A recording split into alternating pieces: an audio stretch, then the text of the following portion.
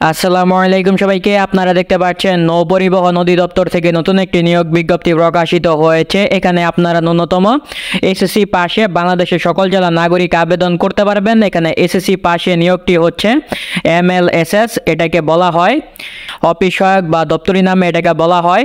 এখানে 3 জন নিয়োগ করা হবে। বেতন নির্ধারণ করা হয়েছে 15,550 টাকা বেতনে। এখানে আবেদন করতে আপনাদেরকে বয়স ধরা হয়েছে 18 থেকে 30 বছর প্রার্থীগণ এখানে আপনারা আবেদন করতে পারবেন।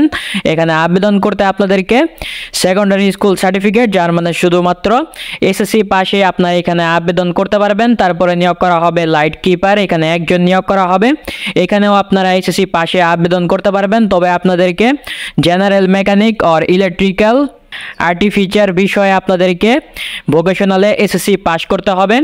তারপরে নিয়োগ করা হবে মেকানিক, এখানে 4 জন নিয়োগ করা হবে। এখানে আবেদন করতে আপনাদেরকে মেকানিক্যাল অথবা ইলেকট্রিক্যাল ইঞ্জিনিয়ারিং বিষয়ে ডিপ্লোমা অর্জন করলে আপনারা এখানে আবেদন করতে পারবেন। তারপরে নিয়োগ করা হবে জুনিয়র ইলেকট্রনিক ইঞ্জিনিয়ার, এখানে 1 জন নিয়োগ করা হবে। এখানে আবেদন করতে আপনাদেরকে electrical electronic computer affiliate physics and radio communication বিষয়ে বিএসসি ডিগ্রি অর্জন করলে আপনারা এখানে আবেদন করতে পারবেন। তারপরে নিয়োগ করা হবে অ্যাসিস্ট্যান্ট ডিরেক্টর অপারেশন, এখানে 3 জন নিয়োগ করা হবে। এখানেও আপনারা electrical electronic computer affiliate physics and radio communication বিষয়ে বিএসসি ডিগ্রি অর্জন করলে আপনারা এখানে আবেদন করতে পারবেন। তারপরে নিয়োগ করা হবে ডিপিউটি মেডিকেল সার্ভেয়ার, এখানে 3 জন নিয়োগ করা হবে। এখানে আবেদন করতে আপনাদের class 1 deck certificate of competency master মানিরার অর্জন করলেই আপনারা এখানে আবেদন করতে পারবেন। তারপরে নিয়োগ করা হবে ডিপিউটি প্রজেক্ট ডিরেক্টর, যেটার বিষয় হচ্ছে টেকনিক্যাল, এখানে 1 জন নিয়োগ করা হবে। বয়স সর্বোচ্চ 45 বছর পর্যন্ত আপনারা এখানে আবেদন করতে পারবেন। এখানে আবেদন করতে আপনাদেরকে ঠিক সেম শিক্ষাগত যোগ্যতা অর্জন করতে হবে এবং আপনাদেরকে 2 বছরের এক্সপিরিয়েন্স থাকতে হবে। এখানে কোনো প্রকার অনলাইন আবেদন গ্রহণ করা হবে না। এখানে আবেদনপত্র আপনাদেরকে কোথায় প্রেরণ করতে হবে সেটা হচ্ছে আবেদনপত্র আগামী 29 তারিখ 8 মাস 2024 তারিখ বিকেল 5টার মধ্যে প্রকল্প পরিচালক EGIMNS প্রকল্প নৌপরিবহন অধিদপ্তর F12/C1 আগারগাঁও শেরবাংলা নগর ঢাকা 1207 বরাবরে আপনাদেরকে এই আবেদনপত্রটি প্রেরণ করতে হবে। নির্ধারিত তারিখের পর কোনো আবেদনপত্র গ্রহণ করা হবে না। আপনাদেরকে এই চাকরির ফর্মটি ডাউনলোড করতে হবে। এই চাকরির ফর্মটি ডাউনলোড করার পর সেটা ফিল আপ করবেন। সেটা ফিল আপ করে এই ঠিকানায় আপনাদেরকে এই আবেদনপত্রটি প্রেরণ করতে হবে।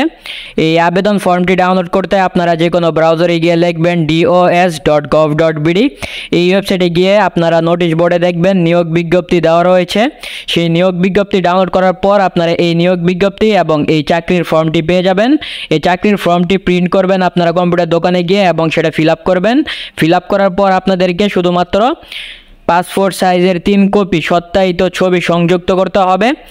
আবেদনপত্রের সাথে এ পর্যায়ে কোনো কাগজপত্র সংযুক্ত করার প্রয়োজন নেই। মৌখিক পরীক্ষার সময় আপনাদেরকে প্রবেশপত্র, আবেদনপত্রের উল্লেখিত সকল সনদকৃত শিক্ষাগত যোগ্যতা অভিজ্ঞতা সনদ যদি থাকে, জাতীয় পরিচয়পত্রের ফটোকপি এবং পৌরসভা চেয়ারম্যান ওয়ার্ড কমিশনার কর্তৃক প্রদত্ত নাগরিকত্ব সনদ আপনাদের নিয়ে যেতে হবে এবং প্রথম শ্রেণীর গেজেটে কর্মকর্তা কর্তৃক চারিত্রিক সনদপত্রের কপি প্রদর্শন করতে হবে।